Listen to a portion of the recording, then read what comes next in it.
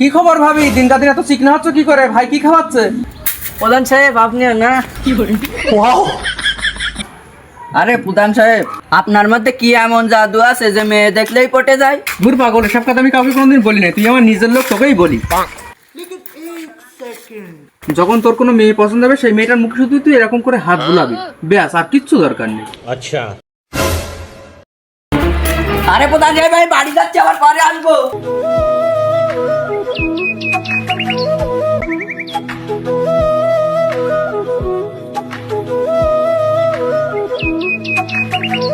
প্রধান সাহেব তো বলেছিল যে মেয়ের পছন্দ হবে তার মুখে এরকম করে হাত বুলোলে সে বসে এসে যাবে। তাহলে প্রথমে আর ভোট দিয়েই আমি ট্রাই করে দেখি বসে আসে কি।